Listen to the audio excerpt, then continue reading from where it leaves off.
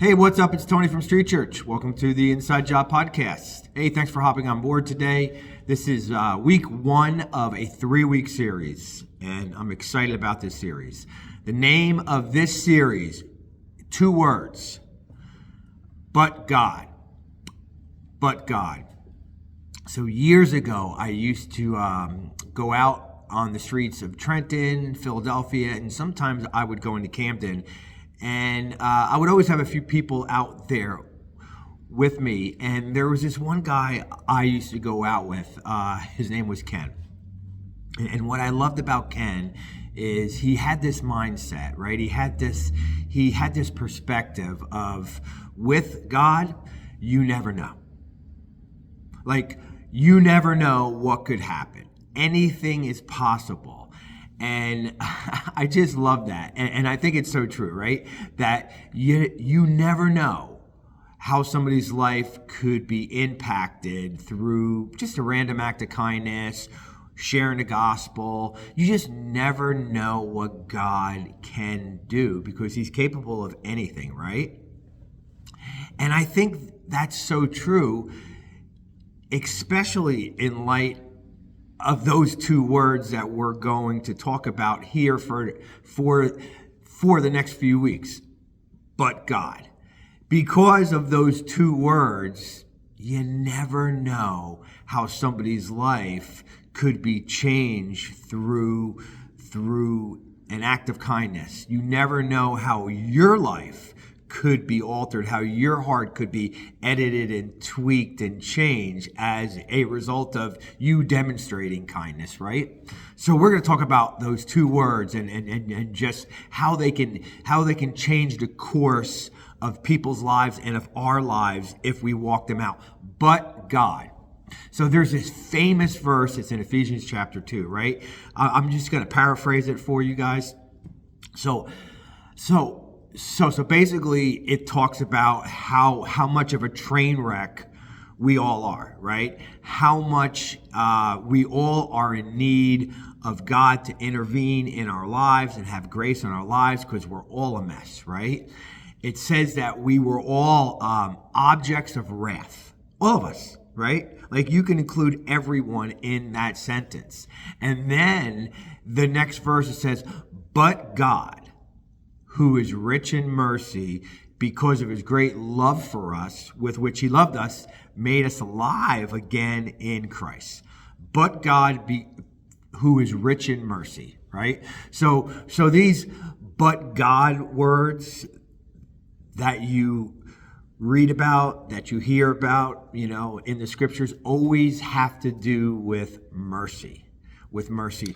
You all remember the game of mercy, right? Where you used to play with somebody, you used to clasp your hands together and one person's trying to go this way while the other person's trying to go this way.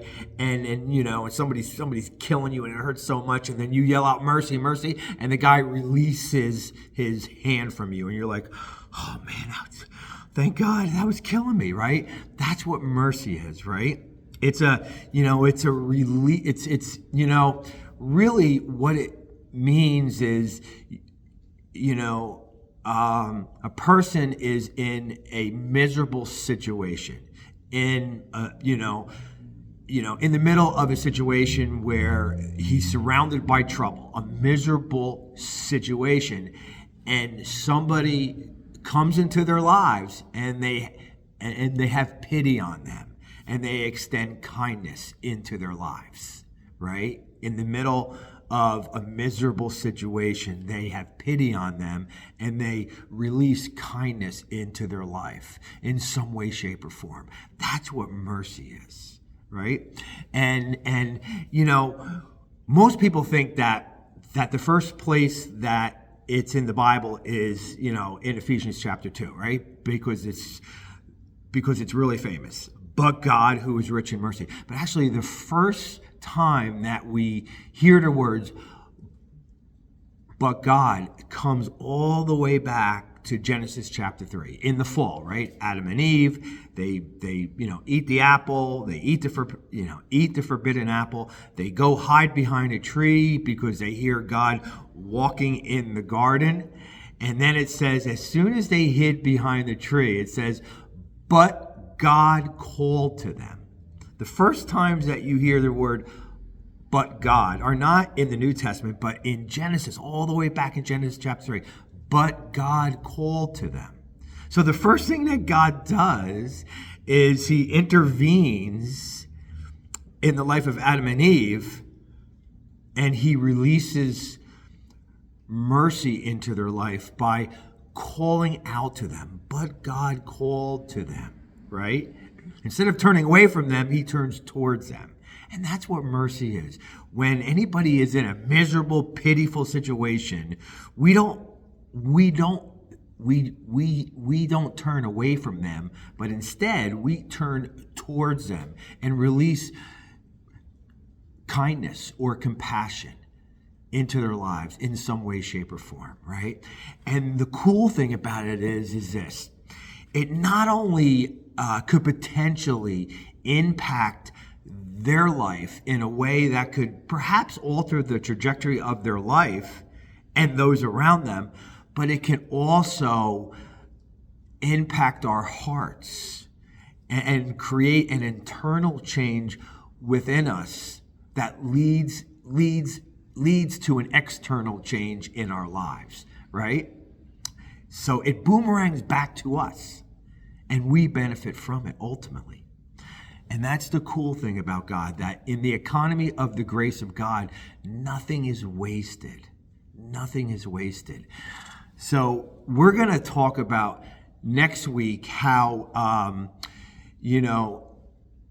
if we have, how somebody's life could be changed forever potentially because we stepped in the shoes and we demonstrated and gave them a but God moment. And then in the third week, we're going to talk about how our lives, how our hearts could be turned and changed as a result of us being the givers of a but God moment.